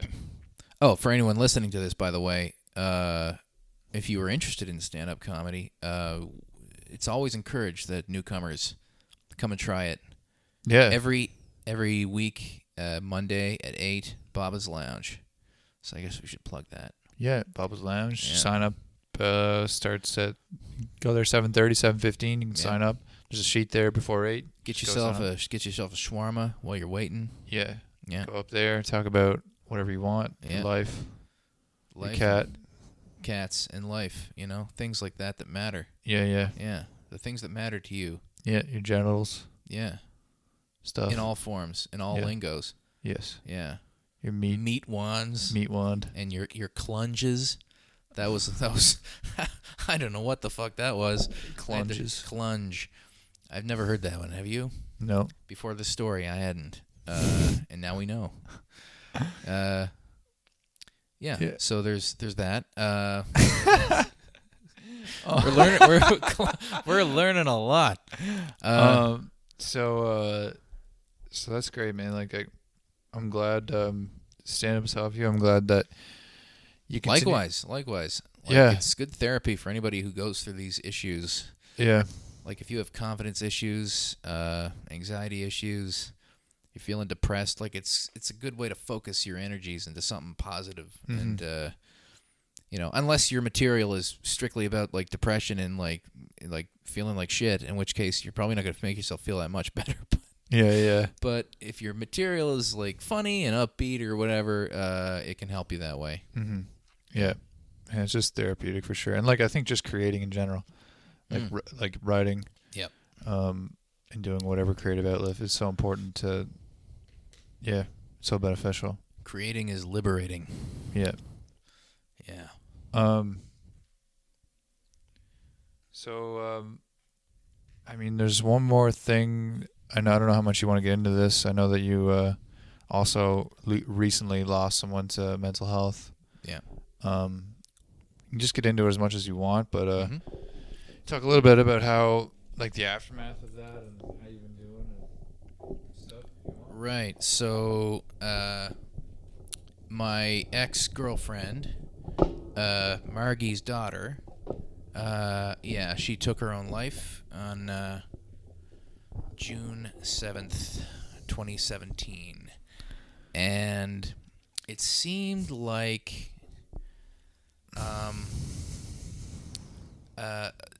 death really makes me spiral out of control. Yeah. Like it can, like I'm doing okay now. Like I'll get to a place where I think I'm doing okay. I mean, I feel all right. I feel content. I don't know if I'll ever feel fully happy, but I mean, you know, I'm happy as I can be. But it's not until those moments where it's like I realized how precarious my mind is on the edge there. until something like that happens, and then I just kind of go back and retreat. I immediately like regress into that place, that darkness of like, fuck the world, fuck everybody. I almost want to pick a fight with people. There are a few people I was an asshole to, like really terrible, and you know, I could say my apologies and do all that stuff, and you know, if they forgive me, okay. If they don't, I understand. But it was just like in that mode where I was kind of back where I was. Nothing mattered. Fuck this. Fuck. You know, and there's that guilt too, because, you know, like one of the last things, like I know she was doing badly, but I'd been with her for, let's see, October, November, December, about 9 months, about 9 months. So I'd seen her in those periods where she'd go up and down because she had borderline personality and bipolar. So, and she was managing it as best she could, but, you know, there were those days where she was just completely shut down. And the only thing you could do really is just be there. You know, that's all I really could do. And like the last time was the last time that she'd gone through that, and I'd seen it before, and like the guilt that I felt, and to some extent I still feel, is like I saw how she was, but I kind of in my head, because she'd gone out of it so many times, like she just, okay, this is the down, and you know, she always comes back out of it, and everything's great. Like it's just her cycle. Yeah. Kind of thing. And the last thing I said was, but she was particularly bad that time, and I didn't know how bad, but I asked her, I told her, like, if you need me, like, you need, like, text me, let me know, or whatever. And I just kind of left, because she lived down the hall in this building, actually. And she went to bed early usually because she had meds she had to take, so she was like out by like 9 or 10 or whatever. So, and my fucking mind won't stop until like 1 o'clock in the morning or whatever. So it's just like I just left, and she went to bed. Yeah, so I didn't stay, and like I obviously kind of kicked myself after the fact, like I should have stayed, I should have seen something, kind of thing. And you know, people tell you, there's nothing you could have done or whatever. If it was not then, it was going to be whatever. And you know, you're left wondering, you know, was I fully present? Did I notice everything I could have? Like, was I, you know, as attentive as I could have been, or, you know, things like that. And those would wear on me for months afterwards. And I just remembered one night where some friends kind of took me out to factory, and you know, they got a big pitcher of beer and stuff, just kind of cheer me up or whatever. And I just drank, and I fucking just drank, and like by the end of it, it was just like I just burst out fucking crying. I was just like, I was on the dance floor and stuff, trying to just have fun and whatever, and like I just sat down to rest for a bit, and then it all just came out. I was just thinking, like, she should be here. Like, I should be doing this with her. Mm-hmm. And I was just like that. And the bouncer, the security guy, or just the guy who walks the floor or whatever. Yeah. He's just like, he didn't want to. He's just like, he's like, is he okay? Are you okay? And then my friend just kind of took him aside and said, like, this happened or whatever. He's like, oh, okay. And we just left. But fuck yeah. And then yeah, I was just kind of spiraling for months. Yeah, and you know, I kind of downplay it because, I mean, Margie lost her daughter, and nothing's worse than that. Like fuck what I'm going through. like fuck, I had to be there when she found out, and I found out too at the same time. So That was like one of the hardest nights ever that I've ever been through. But, you know, we kind of got through it. And, you know, I think stand-up really, I mean, Margie would have said it. I think she did say it, that it really kind of saved her life. Mm-hmm. It was a good outlet for her to kind of vent and just focus on something positive. And so the stand-up came along at a really good time for us. So, yeah, so Jan, she passed away in June, and the stand-up thing got started in September. So, but in between then, I was not a very good person, and you know, I take full responsibility for that. And I was trying to push everybody away, whatever way I could, and you know, with varying degrees of success. And it was all stemming from, a lot of it stemmed from guilt and, you know, confusion about feelings and stuff. Yeah, and I kind of evened out a little bit by the time we got to the stand-up stuff, but that really kind of got me past, like, the worst of it. And by the time we did our show, I was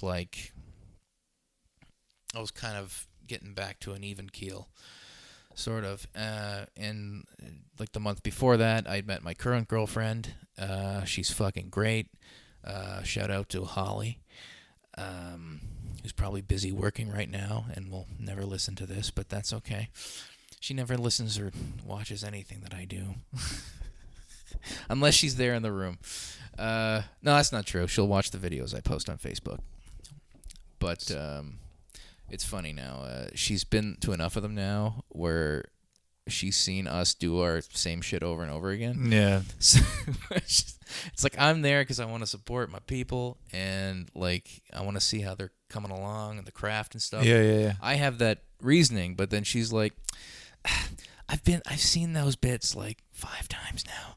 Yeah. It's like, you go have fun with your comedy friends. I'm like, okay. So I go alone usually, but I'm never alone. Got you guys. So, Great community. Yeah, so she kind of helped me along a lot too, just for being there, and I love her to death. So there's that. Again, even though it got really dark and really, like, I was starting to think about hurting myself again at that point. It got that dark again. Like, I hadn't felt like that since everything came to a head back in 2010 with my mother and all that. And that's scary when that shit is so much closer to the surface than you thought it was. Like, I thought I'd left most of that shit behind. Like, I got through my social anxiety. Like, I'm not as depressed as I was because I have more confidence and all this shit. And when that happened, that just fucking cut the legs right out from under me. It did nothing mattered anymore. Well, yeah, grief is like a thing on its own, right? And it's also like, talk about this a lot about some of my experiences, but I think like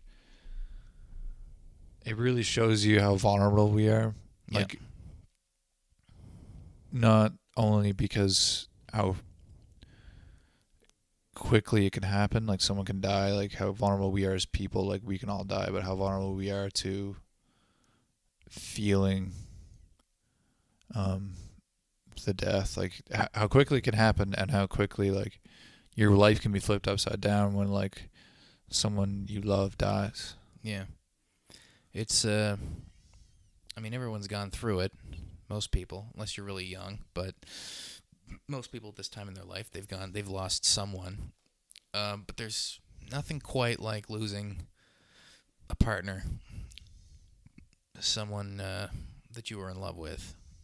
I mean, I lost before that. I lost my dad, which was at that point the biggest loss I'd ever suffered, and I was in a similar place. Everything kind of just spiraled after that too. And my mother, actually, wait, I should soften the image of her a little bit. I kind of cast a little bit of aspersions on her. I mean, she had her demons, and she was the devil at times. But when I moved out of there and got away from her, the last few years of her life, like, we really kind of started Came back together. Yeah, we really did kind of understand each other better, and like, we just could not live together. Those people, some people, they just can't live together without wanting to fucking kill each other. And we're just two diametrically opposed personalities, and that was part of it too. So, I don't want to cast her as like this shadowy villain in my life. She was troubled, and she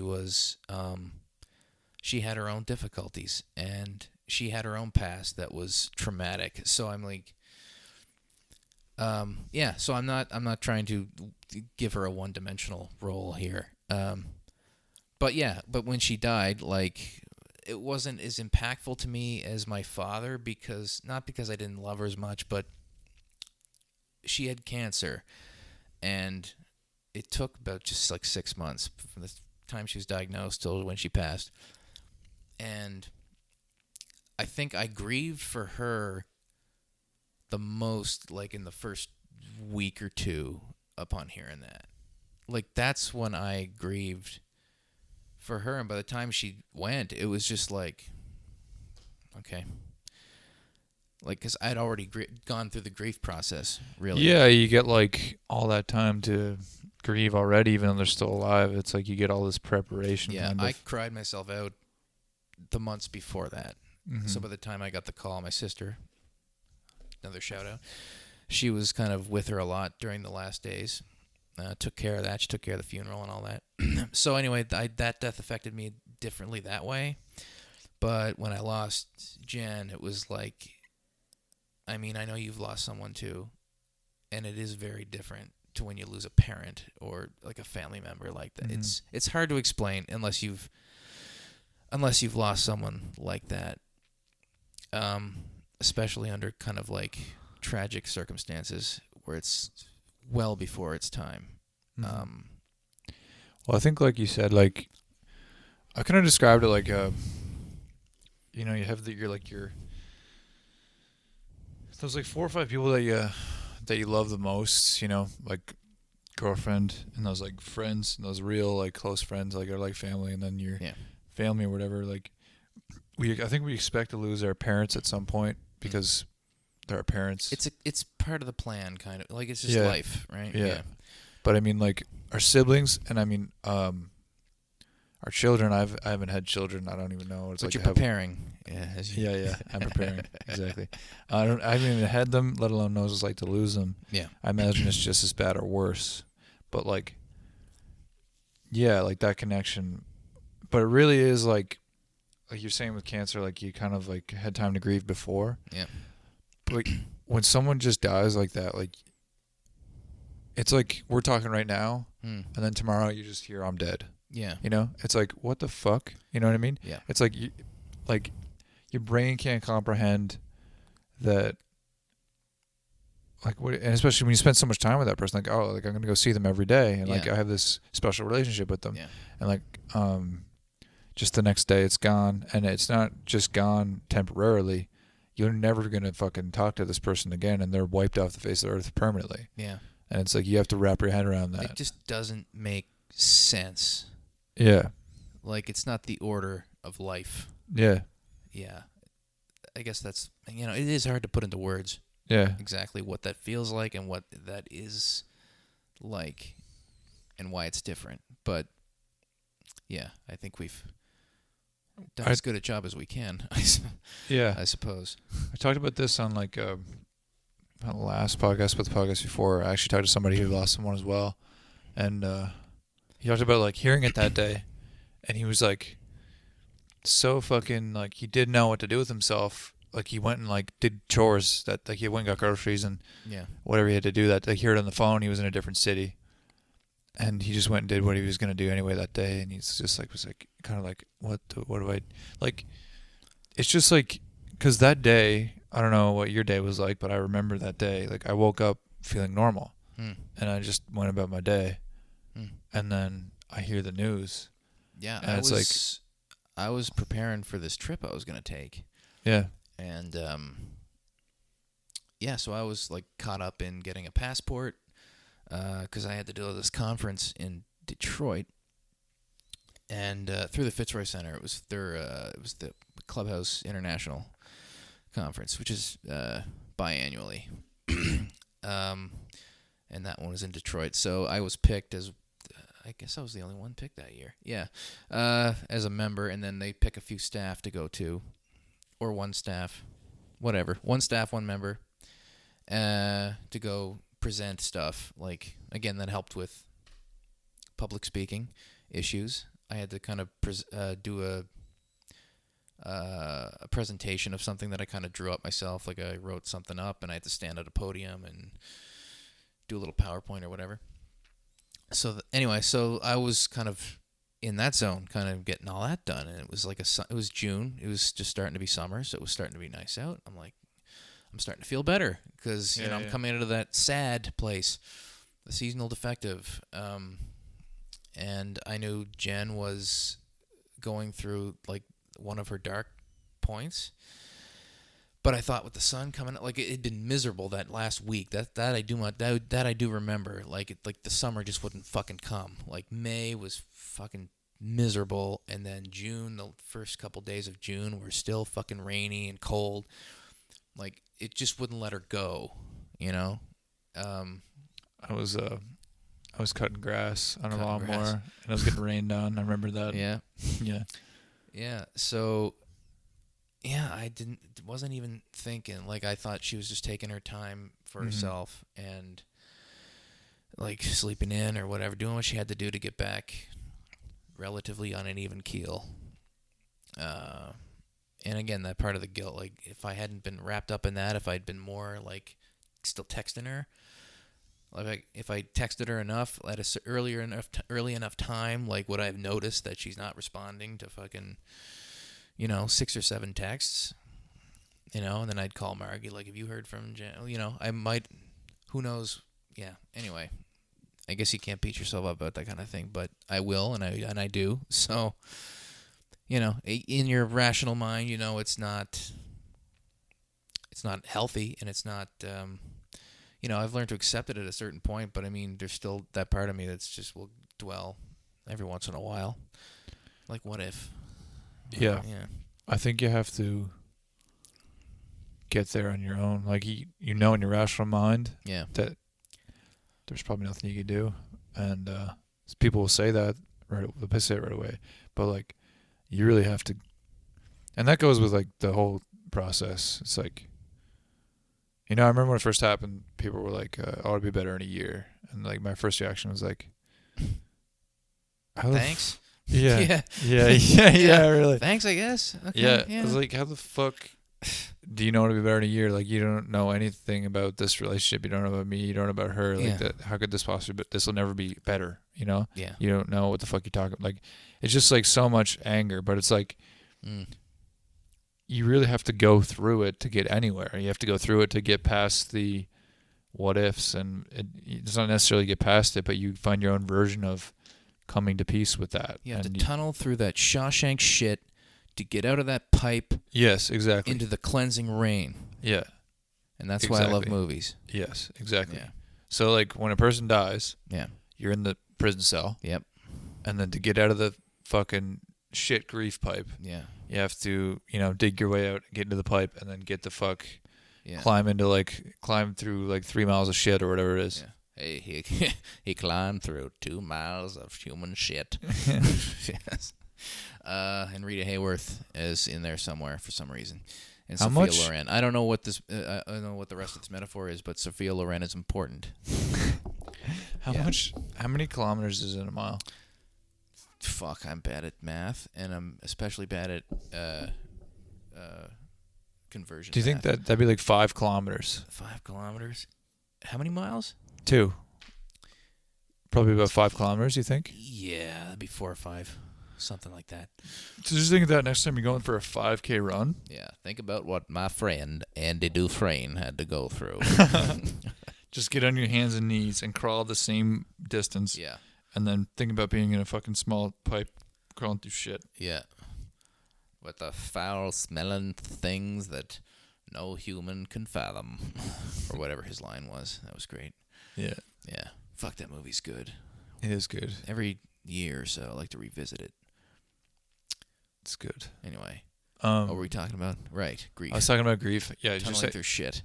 Tunneling through shit. Like, you really have to go through it yourself. You really have to, like people can tell you anything. They can give you, like, the best advice in the world, but, like, you really have to go through it and, like, allow yourself to go through it, you know? Because, like, you know, distraction is good for a while, and it's good to, like, have a certain amount of it. Yeah.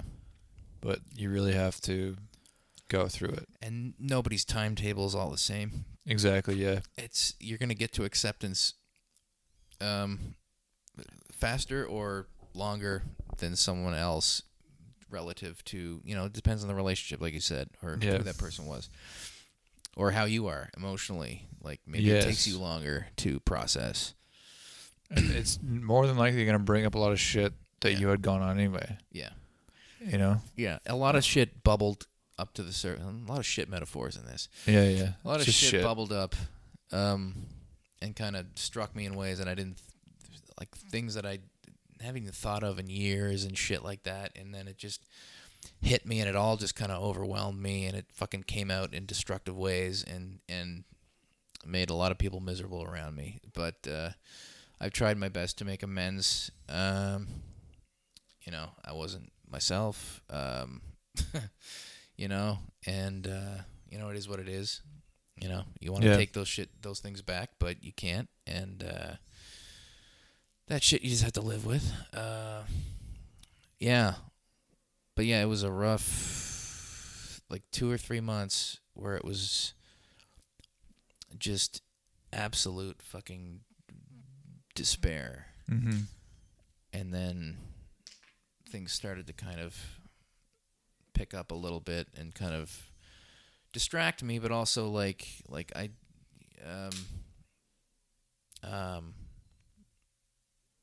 not just distraction, but like they fulfilled me. Like, the comedy stuff came first. Yes. And then I met someone who you know, it was casual at first, and, you know, that's, you know, because I'm not immediately very trusting.